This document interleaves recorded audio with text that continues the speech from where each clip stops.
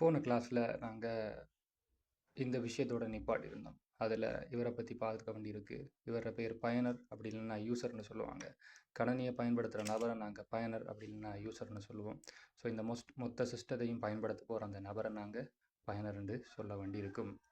அடுத்ததாக பார்த்தீங்கன்னு சொன்னால் உங்களுக்கு இதில் ஒரு சில விஷயங்களை நான் கொஞ்சம் விட்டுட்டு தான் போய்க்கொண்டிருக்கிறேன். அதை நான் லாஸ்ட்டாக உங்களுக்கு சொல்லுவேன். இப்போதைக்கு சில விஷயங்களை பார்த்துட்டு போவோம். ஸோ அதில் ஒரு விஷயம்தான் பல்வேறு வகைப்பட்ட பணிச்சொல் முறைமை. இந்த மேலே இருக்கிற விஷயத்தையும் நாங்கள் லாஸ்ட்டாக தான் பார்க்க போகிறோம். ஸோ பல்வேறு வகைப்பட்ட பணிச்சொல் முறைமை.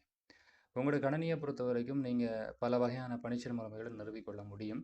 இருந்தாலும் இலங்கையை பொறுத்த வரைக்கும் அதிகமான பேர் நிறுவக்கூடிய ஒரே ஒரு பணிச்சொல் முறைமை என்னென்னு பார்த்தீங்கன்னா அது விண்டோஸ் ஓஎஸாக இருக்கும். அதாவது விண்டோஸ் பணிச்சொல் முறைமையாக இருக்கும். இது எந்த கம்பெனிக்குரியதுன்னு உங்களுக்கு தெரிஞ்சிருக்க வேணும். இது மைக்ரோசாஃப்ட் கம்பெனிக்குரிய ஓஎஸாக இருக்கும். இதை பொறுத்த வரைக்கும் உங்களுக்கு அதிகப்படியான வகைகள் இதில் உங்களுக்கு தெரிஞ்சிருக்கும். இதில் பார்த்தாலே தெரியும் வகைகள் இருக்குது.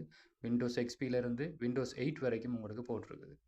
இதுக்கு மேலதிகமாக உங்களுக்கு பார்த்தீங்கன்னா மேக் ஓஎஸ்ன்ற அப்படி ஒரு விஷயம் இருக்குது. அதுக்கு மேலே இன்னொரு விஷயம் சொல்ல மறந்துட்டு இதில் விண்டோஸ் ஓஎஸ் இது மைக்ரோசாஃப்ட் கம்பெனிக்குரிய ஓஎஸ். இதை நிறைய பேர் மைக்ரோசாஃப்ட் கோஆப்ரேஷன் தான் சொல்ல வேணும்னு சொல்லுவாங்க. எஸ், மைக்ரோசாஃப்ட் கோஆப்ரேஷன்னா இதை சொல்ல வேணும் இந்த கம்பெனியை. அடுத்ததாக பார்த்தீங்கன்னா இது ஒரு லைசன்ஸ் சாஃப்ட்வேர். இதை நாங்கள் காசு கொடுத்து வாங்கி தான் எங்களோட கணினியில் நிறுவ வேண்டி இருக்கும். அடுத்ததாக பார்த்தீங்கன்னா மேக் ஓஎஸ். இந்த ஓஎஸை பொறுத்த வரைக்கும் இதுவும் ஒரு லைசன்ஸ் சாஃப்ட்வேர் தான். இது ஆப்பிள் கம்பெனியால் உருவாக்கப்பட்ட ஓஎஸாக இருக்கும். கணினியாக இருந்தால் மேக் ஓஎஸும், கணினியோ லேப்டாப்போ அதுக்கு மேக் ஓஎஸை நாங்கள் பயன்படுத்துவோம். இதே ஒரு ஆப்பிள் கம்பெனியில் ஒரு ஃபோனாக இருந்துச்சுன்னு பார்த்தீங்கன்னா அதுக்கு ஐஓஎஸ்ன்ற ஓஎஸை நாங்கள் பயன்படுத்துவோம். ஸோ அடுத்த விஷயத்துக்கு போவோம். இங்கால உபுண்டுன்னு சொல்லி ஒரு பணிச்சொல் முறைமை இருக்குது. இந்த பணிச்சொல் முறைமை லினக்ஸ் கம்பெனியில் பணிச்சொல் முறைமையாக இருக்கும். இது ஃப்ரீ அண்ட் ஓப்பன் சோர்ஸ். அதாவது இந்த மென்பொருளை நீங்கள் பயன்படுத்துகிறதா இருந்தால் இதுக்கு எந்த ஒரு காசும் கொடுக்க தேவையில்லை.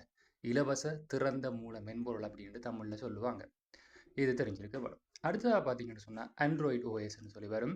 இதுவும் ஒரு ஃப்ரீ சாஃப்ட்வேர் தான். இதை நீங்கள் ஈஸியாக பயன்படுத்தி கொள்ள முடியும். அதே சமயம் இது கூகுள் கம்பெனியில் ஒரு ஓஎஸாக இருக்கும். அடுத்ததாக பார்த்தோம்னா ஹந்தனா லினக்ஸ். இதுலேயே அந்த கம்பெனியும் வந்துடும் லினக்ஸ் கம்பெனி. ஸோ இந்த கம்பெனி வந்து லினக்ஸ் கம்பெனி. இதுவும் ஒரு ஃப்ரீ சாஃப்ட்வேர் தான். பொதுவாக லினக்ஸ் கம்பெனியில் எந்த ஒரு விஷயமும் ஃப்ரீயாக தான் இருக்கும். ஸோ அதை வச்சு நீங்கள் இலகுவாக அடையாளம் கண்டு கொள்ள முடியும்.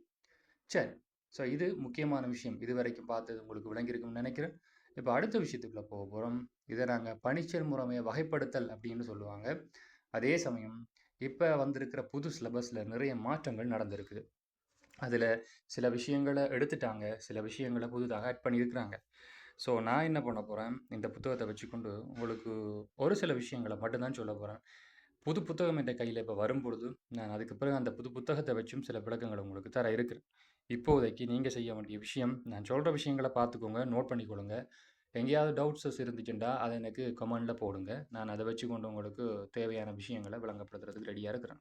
சரி, இப்போது நாங்கள் முக்கியமான விஷயம், அதாவது பணிச்சொல் முறைமையை வகைப்படுத்துறதை பற்றி பார்க்க போகிறோம்.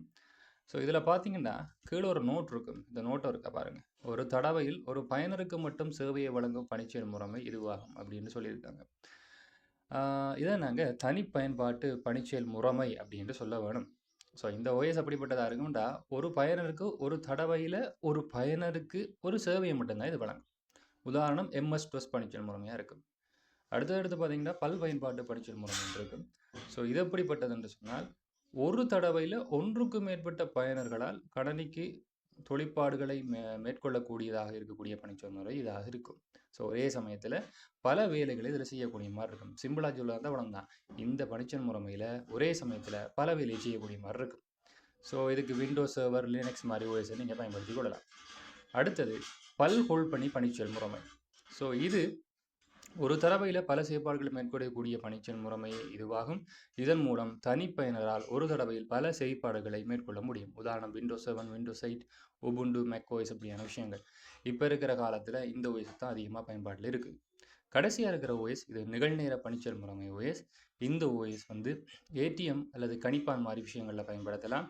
மேலதிகமாக விமான டிக்கெட் புக் பண்ணுற இடங்களில் இந்த ஓஎஸை யூஸ் பண்ணுவாங்க. ஸோ இது எப்படிப்பட்டதாக இருக்கும்னா நீங்கள் ஒரு உள்ளிட்ட கொடுத்தோன்னே எந்த ஒரு தாமதமும் இல்லாமல் துலங்களை வழங்கக்கூடியதாக இருக்கும். இப்போ ஏடிஎம் மிஷினில் போய் நீங்கள் உங்களோட அக்கௌண்ட் டீட்டெயிலை பார்க்கணுமென்றாலோ இல்லாட்டி காசு எவ்வளோ இருக்குன்னு பார்க்கணுன்னாலோ அதை நீங்கள் டச் பண்ண உடனே, அதாவது உங்களோட பேலன்ஸ் இருக்குன்னு பார்க்கணுன்னாலோ அதை டச் பண்ண உடனே உங்களுக்கு பேலன்ஸ் வந்துடும். ஸோ இப்படியான விஷயங்களை பார்க்குறதுக்கும் அதே சமயம் உடனே ரிப்ளை தரக்கூடிய மாதிரி இருக்கிற ஓஎஸை நாங்கள் நிகழ்நேர பணிச்சல் முறைமை ஓஎஸ்ன்னு சொல்லுவோம். இதுக்கு உதாரணம் ஏடிஎம் மிஷின் சொல்லலாம், கணிப்பான்னு சொல்லலாம். கணிப்பான கூட நாங்கள் விட்டாலும் ஏடிஎம் மிஷினையும் விமான சீட்டு பதிவு மென்பொருளையும் நீங்கள் இதுக்கு சொல்லிக்கொள்ளலாம். ஸோ மிச்ச விஷயத்தை அடுத்த கிளாஸில் பார்க்கலாம்.